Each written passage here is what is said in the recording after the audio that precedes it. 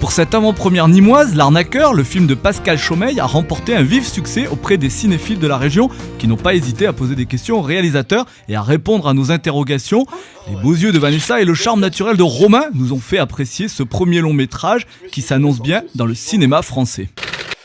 Oui, on n'avait pas pensé l'idée d'un sex symbole, quoi. C'est pas comme ça qu'on voulait. Je crois qu'il fallait une fille avec des facettes multiples, avec une personnalité un peu complexe.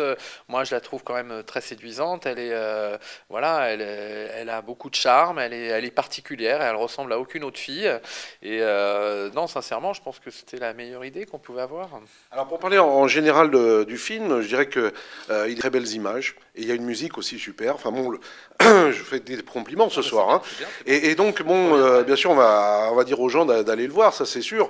C'est à regarder, c'est à voir. On va y prendre du plaisir, il y a de l'humour, il y a du romantisme. Malgré l'histoire, il y a du romantisme quand même, on va pas tout dire aussi. Mais il y a un rythme un peu à l'américaine, c'est-à-dire un peu rapide sur certains plans. Et il y a des scènes, bien sûr, un peu plus à la française. French Lover. Oui, alors c'était... franchement, on s'est pas dit on va faire à l'américaine ou à la française. L'idée, c'était de faire un film qui soit vraiment divertissant, qui ait une petite dimension de rêve, qui fasse, avec des beaux décors. On voulait faire un film ensoleillé, un film comme ça, qui donne un peu chaud au cœur. Et puis de traiter, disons, chacun des aspects du film, je dirais, avec le plus d'efficacité possible. Donc quand il y a des scènes d'action, entre guillemets, on a essayé de les rendre comme ça, spectaculaires, avec une musique qui les soutient. Et puis quand il y a des scènes plus romantiques, on leur a laissé le temps d'exister, laissé le temps aux acteurs de jouer, et puis accompagné parfois d'une musique qui est beaucoup plus romanesque, quoi. Voilà. Avec Vanessa Paradis, Julie Ferrier aussi, et François Damiens. Enfin bon, vous avez des gens qui sont aussi dans la musique, et puis dans la chorégraphie, je crois aussi, avec Julie Ferrier. Donc Hélène Noguera également derrière. Alors, je veux dire, je pense que vous avez un petit apport du tout qui fait un très bon cocktail finalement. Voilà, moi j'aime bien, je pense que j'aime bien avoir des personnalités fortes devant la caméra. C'est quelque chose qui me paraît important. J'aime bien que les acteurs fassent plus qu'interpréter un rôle. J'aime bien qu'ils amènent aussi leur univers, tout leur talent, tout ce qu'ils ont. Et voilà, c'est un pari parce qu'on amène des gens qui sont vraiment effectivement d'origine très différente, mais moi je considère qu'ils ont beaucoup de talent chacun dans leur domaine. Et voilà, ça me semblait intéressant de les confronter les uns avec les autres. Et alors non seulement, je veux dire, le résultat à l'écran, moi, me satisfait énormément. Moi aussi. Mais aussi, ils se sont adorés, quoi. Ça a créé aussi une ambiance très sympa sur le film. On tournait vite, mais du coup, il y avait une bonne ambiance de camaraderie. Ils rigolaient beaucoup et je crois qu'ils étaient joyeux de venir travailler le matin. Alors, dites-moi, par rapport à tout ça, lequel est amoureux de Mission Impossible, de Dirty Dancing, de Bodyguard? Enfin, je sais pas, parce que finalement, c'est un film qui réunit plein de films.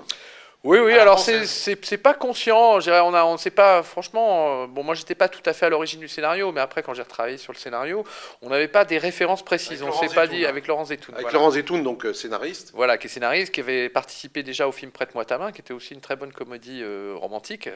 Et voilà, alors peut-être qu'il y a plein de références, mais elles sont plus ou moins inconscientes, on est tous les deux des grands cinéphiles, on a vu beaucoup de films, et peut-être qu'on essaie d'amener au public les émotions qu'on a eues dans tous les films qu'on a pu voir. Donc c'est vrai qu'il y a Dirty Dancing, c'est une référence mais qui est très utile dans le film, quoi. Là c'est une référence consciente mais qui nous sert évidemment.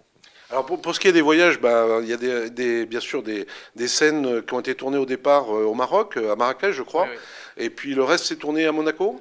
Alors voilà, oui, il y a eu Maroc, un petit peu à Marrakech, puis après même beaucoup plus loin, vraiment dans le désert, à un endroit qui s'appelle Merzouga. Et puis ensuite, une grande partie du film est à Monaco. Et puis on a eu quelques prises de vue à Paris pour les décors qui sont censés être parisiens. Et puis une partie des décors sont faits en studio également. Voilà. Ça a été tourné à Paris. Et à Monaco, c'est pas trop compliqué de bloquer des rues, des hôtels? À la fois, ils sont Non, ils sont assez accueillants. Ils sont contents qu'on vienne tourner dans leur ville. Si on fait pas un film où on dénigre la ville de Monaco, donc on a été plutôt bien accueillis. Après, c'est vrai, je crois qu'on a pas mal foutu la pagaille dans Monaco. Quand on a fait les scènes de cascade et tout, on a toujours tendance à dire non, vous inquiétez pas, ça va être rien du tout. Et puis évidemment, on bloque les rues toute la journée et on finit par créer des embouteillages. Mais je crois qu'ils nous en veulent pas trop. Alors, il y a un acteur aussi qu'on ne connaît peu ici en France, mais bon, finalement, c'est un film européen parce que bon, des acteurs belges comme François Damiens et un acteur anglais également. C'est Andrew Lincoln. Oui. Andrew Lincoln, donc qu'on ne connaît pas ici. Est-ce que vous pouvez nous en parler un petit peu? Oui, je vais vous parler d'Andrew, mais ce que vous dites sur le fait que ce soit un film européen, moi, comme vous me disiez, est-ce qu'il y a des côtés américains ou français? Moi, je crois que le cinéma, il n'y a pas de frontières, quoi. J'aimerais bien qu'on se dise qu'il n'y a pas une typologie spéciale d'un film, il n'y a pas des films français, des films italiens, voilà, il y a la langue, évidemment, mais après, un film peut être, on peut mélanger des gens de tous les pays et puis avoir un style qui soit propre le sien et pas forcément ou français ou américain ou anglais. Voilà, alors, pour revenir à Andrew, ça, c'est une idée qui est venue en cours de route. En fait, dans le scénario, le personnage, le futur mari de Vanessa, n'était pas anglais, mais c'est vrai qu'en faisant la recherche de casting, on disait que c'était un rôle finalement pas forcément super valorisant et qu'on aurait du mal à trouver un acteur comme ça, séduisant, charismatique et qui voudrait bien jouer ce rôle qui est peut-être moins marrant que les autres, quoi. Et donc on s'est dit, on va peut-être, ce serait marrant que ce soit un étranger. Et voilà, et on a donc pensé italien, espagnol, et puis finalement on s'est dit un anglais, c'est bien, il y a un petit côté classe comme ça, aristocratique. Voilà, une espèce de classe anglaise. Et puis Andrew Lincoln, en fait, jouait dans le film Love Actually, dans une grande comédie romantique, où il était merveilleux.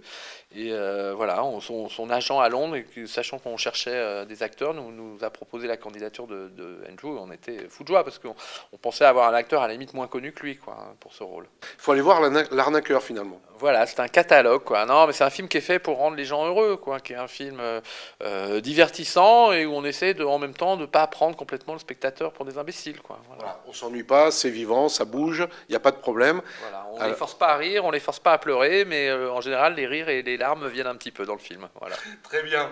Bien, Pascal Chaumeil, on va vous remercier et puis on va vous souhaiter surtout une très bonne réussite pour ce premier long métrage. On va attendre le suivant, bien sûr, avec impatience après, pour ceux qui ont déjà vu le film. Et on va inviter, bien évidemment, tous nos amis, donc internautes, lecteurs et téléspectateurs, à aller voir L'Arnaqueur à partir du 17 mars, je crois, dans les salles. Absolument, c'est parfait. Vous avez tout dit. Première impression à la sortie de L'Arnaqueur? Super, vraiment, c'est drôle, c'est émouvant, c'est tout, vraiment un bon moment. Quelle est la scène qui t'a le plus marqué? Je pense que celle de la fourchette est assez excellente quand même. Mais de toute façon, tout le film est vraiment excellent. Les acteurs sont géniaux. C'était très bien, ça nous a plu, voilà, ça a régalé. Un bon moment, ouais. Qu'est-ce qui vous a le plus marqué dans le film? Je crois le couple qui fonctionne bien. Ouais. Voilà. Et puis Romain Duris qui est très très bien, comme d'habitude.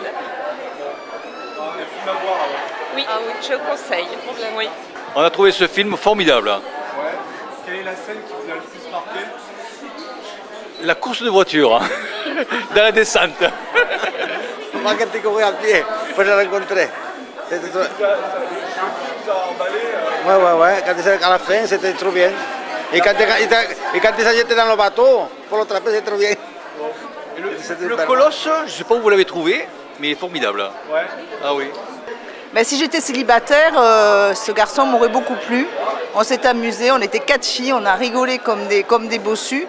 Peut-être qu'on s'est imaginé être dans la peau de Vanessa Paradis, pourquoi pas, hein. Mais vraiment un film très enlevé et très sympa. Je le conseille à toutes les femmes et puis tous les hommes qui ont un peu d'humour. Qu'est-ce qui est le plus touchant c'est le regard de Romain Duris peut-être vis-à-vis des filles qui plaît comme ça à la sortie du cinéma, parce qu'il y a plein de filles qui m'ont dit il est beau, il est charmant. Moi je voudrais savoir le secret en fait de cet acteur. Ouais, moi au départ je le trouve pas beau, franchement c'est pas mon type d'homme, mais il a du charme, et puis de le voir se transformer entre l'arnaqueur et l'amoureux, c'était ça qui était très sympa. Et puis encore une fois, ce que j'ai dit tout à l'heure, c'est vrai que le choix aussi du réalisateur avec les seconds rôles, c'était vraiment une superbe comédie. On s'est vraiment éclaté. Alors j'ai dit ce soir sur Facebook que je venais voir l'arnaqueur, et demain à tous mes amis de Facebook, je vais leur dire qu'ils viennent voir l'arnaqueur.